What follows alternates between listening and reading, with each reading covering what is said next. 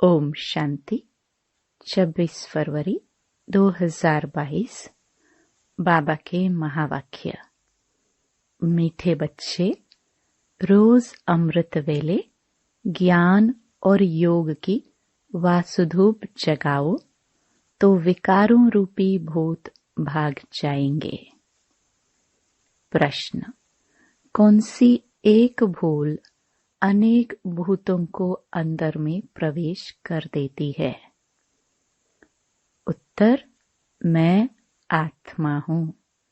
यह बात भूलने से अंदर में अनेक भूत प्रवेश हो जाते हैं। देह अभिमान का भूत सबसे बड़ा है, जिसके पीछे सब आ जाते हैं। इसलिए जितना हो सके देही अभिमानी बनने का पुरुषार्थ करो। गीत: आज अंधेरे में है इंसान। ओम शांति। बाप बैठ बच्चों को इस गीत पर समझाते हैं। भगत भगवान से चाहते हैं कि भगवान आकर हमारी आंखों को अपना साक्षात्कार करा दे। अब तुम बच्चे तो सम्मुख बैठते हो, तुमने ईश्वर को पाया है, इन आंखों से देखा है। ईश्वर को कैसे पाना होता है वह खुद ही आकर बताते हैं, अर्थात यह नॉलेज देते हैं, समझाते हैं इस तन द्वारा। तुम सब आत्माएं भी इस तन द्वारा अपना अपना पाठ बजाती हो। बिगर शरीर तो कोई पाठ बजा ना सके। पाठ आत्मा ही बजाती है शरीर द्वारा। शरीर के नाम भी भिन्न भिन्न रखे जाते हैं। आत्मा तो एक ही है। आत्मा खुद कहती है और बाप भी समझाते हैं कि 84 जन्म आत्मा लेती है। आत्मा कहती है हम एक शरीर छोड़ दूसरा लेते हैं। शरीर तो नहीं कहेगा ना। अब तुम बच्चे तो जान गए हो कि हम आत्मा हैं, न कि शरीर। बाबा आकर हमको आत्म अभिमानी बनाते हैं। इस शरीर द्वारा आत्मा ही सब कुछ करती है। शरीर के अंदर आत्मा कहती है, इस शरीर द्वारा मैं चलता फिरता हूँ। मैं आत्मा जज, वकील आदि बनता हूँ।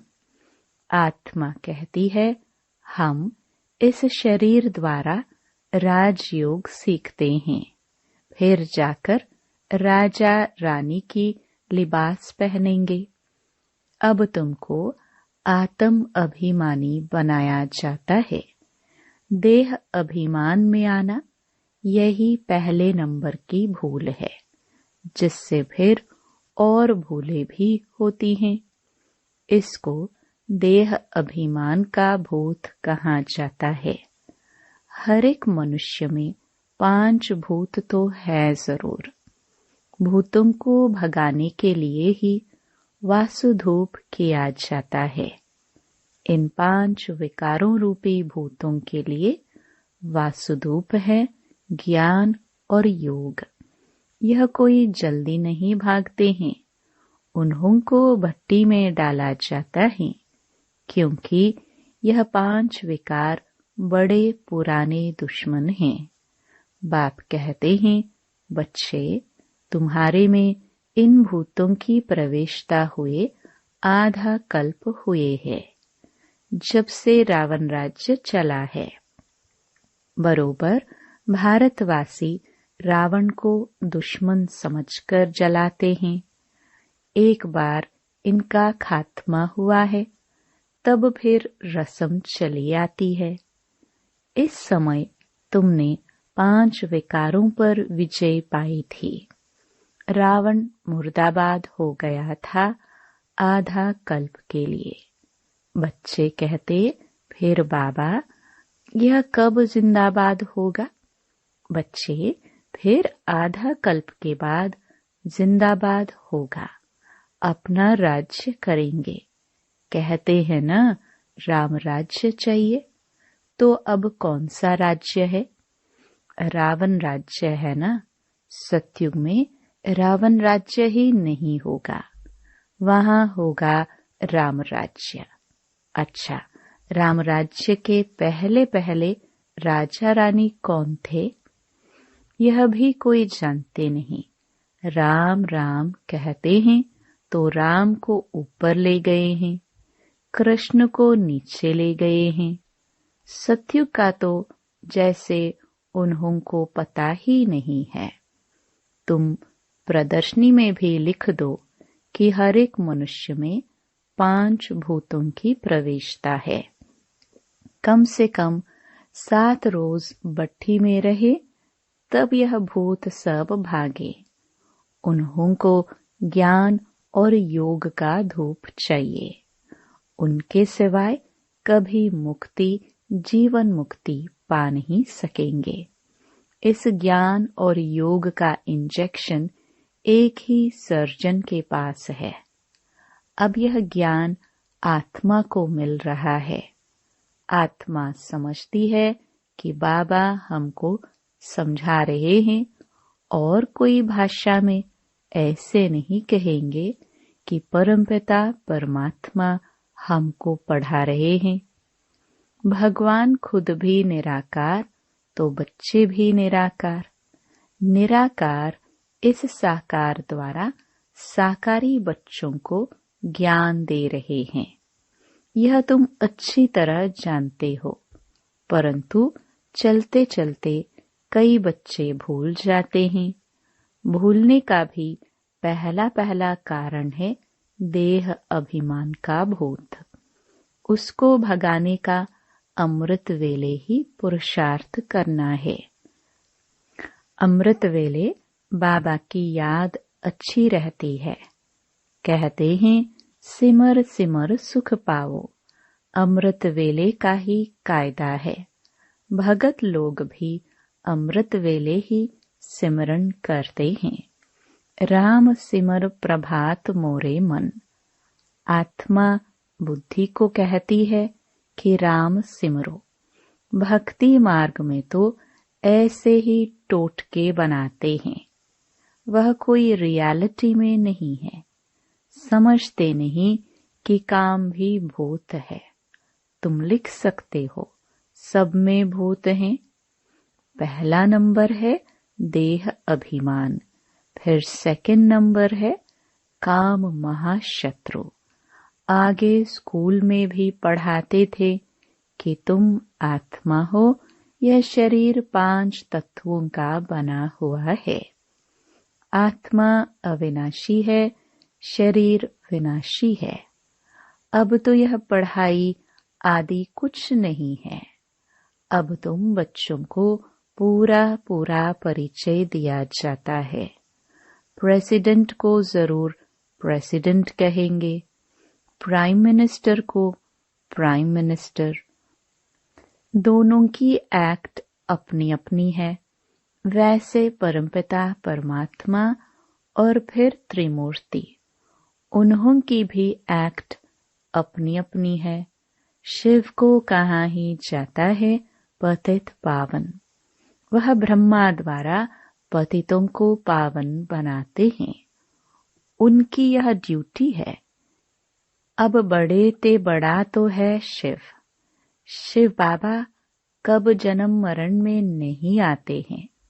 बाकी ब्रह्मा द्वारा सर्विस करते हैं। शिव बाबा है एवर प्योर। ब्रह्मा विष्णु पुनर्जन्म में आते हैं। शिव बाबा तो करन करावन हार है। इस समय बाबा मीठे झाड़ का सैपलिंग लगा रहे हैं। जो और धर्मों में कन्वर्ट हो गए होंगे वह सब निकल आएंगे। तो यह इतनी समझानी नया कोई समझ ना सके। 7 रोज भट्ठी में पड़ने के सिवाय मुक्ति जीवन मुक्ति कोई पा नहीं सकते। तुमने भी भूतों को निकालने के लिए कितनी मेहनत की है। बुद्धि जब पवित्र हो तब ज्ञान अमृत ठहर सके। तुम बच्चे समझ सकते हो तो बरोबर बाबा की याद भूल जाती है। बहुत देह अभिमान आने से फिर मित्र संबंधियों आदि तरफ लव चला जाता है। कोई को भी मोह का भूत न आए। बाबा को कितने ढेर बच्चे हैं, मोह की बात ही नहीं। जानते हैं आत्मा कभी मरती नहीं, मरने का ही डर रहता है। आत्मा भी अविनाशी है, परमात्मा भी अविनाशी है। वह जन्म मरण में नहीं आता। बाबा कहते हैं, मैं इस शरीर का लोन लेता हूँ। मेरे रहने से इनको बहुत फायदा है। इनकी आयु बढ़ जाती है, गुल गुल हो जाता है। इनकी सब खामियां खत्म कर बिल्कुल नया बना देता हूँ। बाबा तो है ही सुखदाता। मेरे कारण यह योग सीखते हैं, तब तो तंदुरुस्त बन जाते हैं। किसको गाली देना, गुस्सा करना, यह सब आसुरी स्वभाव है। सतयुग में यह गाली आदि होती ही नहीं। नाम ही कितना फर्स्ट क्लास है। हेवन, वैकुंठ, पैराडाइज कहते हैं। क्राइस्ट से 3000 वर्ष पहले भारत पैराडाइज था। इस हिसाब से बरोबर 5000 वर्ष ही हुआ। यह सत्य ज्ञान और सत्य नारायण की कथा कितनी सहज है। हम अभी नर से नारायण बनने की सत्य कथा सुनते हैं, राजयोग की। फिर यहाँ की बात भक्ति मार्ग में चली जाती है। वंडर है ना। भारतवासियों को पता ही नहीं कि लक्ष्मी नारायण ही राधे कृष्ण थे। हम यह चित्र बनाते रहते हैं तो मनुष्य समझे। तुम बच्चों के सेंटर वृद्धि को पाते रहते हैं। बहुत चाहते हैं सेंटर खोले। जांच करनी चाहिए कि कितने पढ़ने वाले हैं। स्कूल में स्टूडेंट तो चाहिए ना। पहले 2-4 आएंगे, फिर जास्ती होते जाएंगे। गली गली में मंदिर टिकाणे खुलते रहते हैं। फिर 1-2 को देख बहुत आ जाते हैं। सेंटर खोलने जैसा भी चाहिए ना। हर्जा नहीं है खोलने में, परंतु विघ्न बहुत पड़ते हैं विकार के कारण। हम तो सिर्फ गीता सुनाते हैं, परंतु शुरू से इस विष के कारण झगड़ा चलता ही रहता है।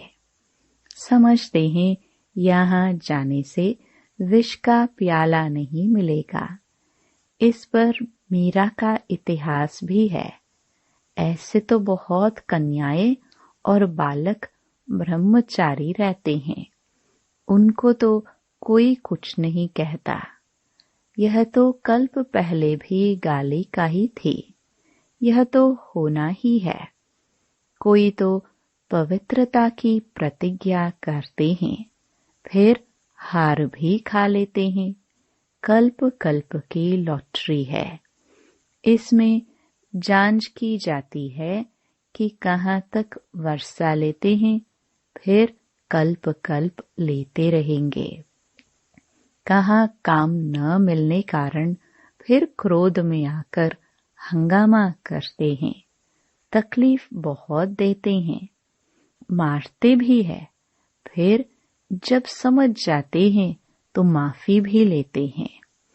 फिर भी अपकारी के ऊपर उपकार करना होता है। कहेंगे अच्छा फिर पुरुषार्थ करो।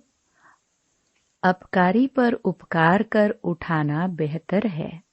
रहमदिल बनना होता है।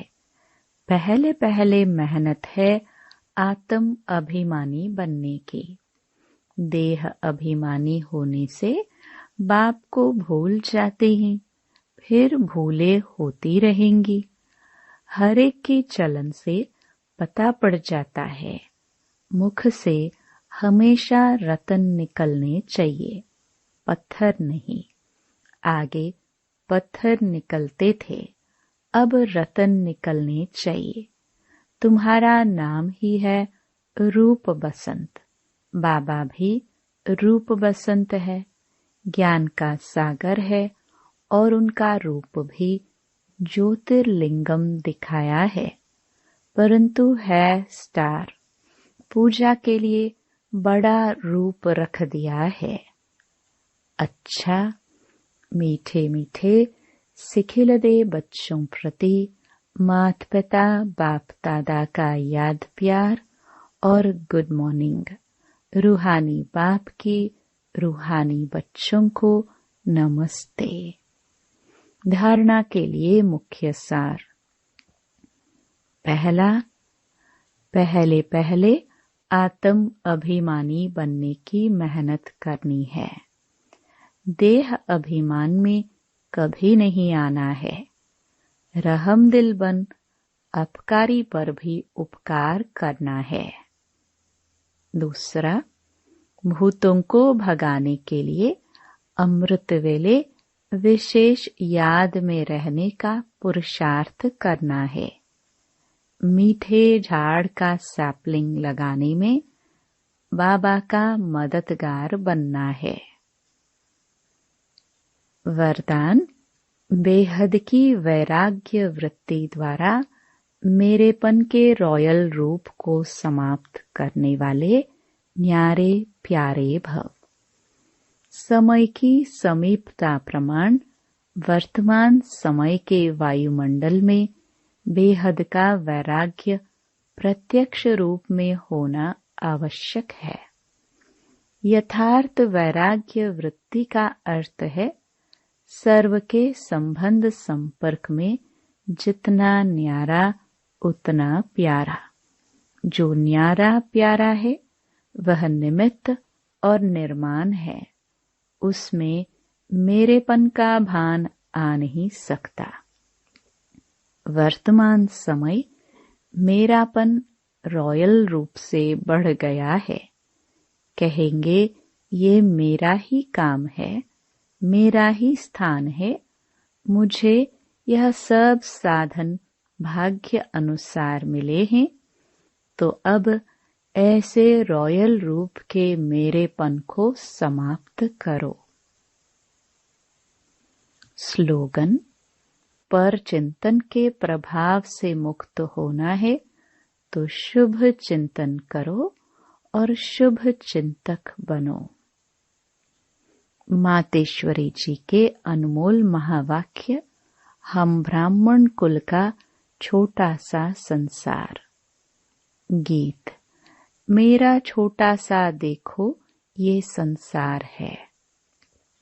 यह गीत किसी समय का गाया हुआ है, क्योंकि इस संगम समय ही हम ब्राह्मण कुल का छोटा सा संसार है। वो हमारा कौन सा परिवार है, वह नंबरवार बतलाते हैं।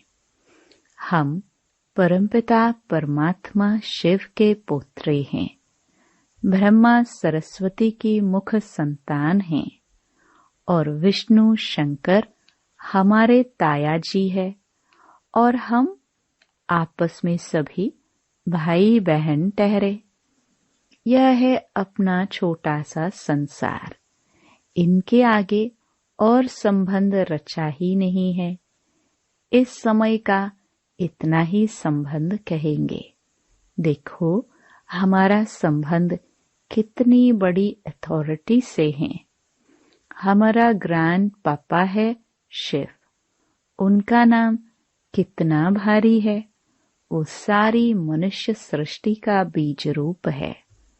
सर्व आत्माओं का कल्याणकारी होने कारण उनको कहा जाता है हर हर भोलानाथ। शिव देवों के देव महादेव, वो सारी सृष्टि का दुख हरता सुख करता है। उस द्वारा हमें सुख, शांति, पवित्रता का बड़ा हक मिलता है।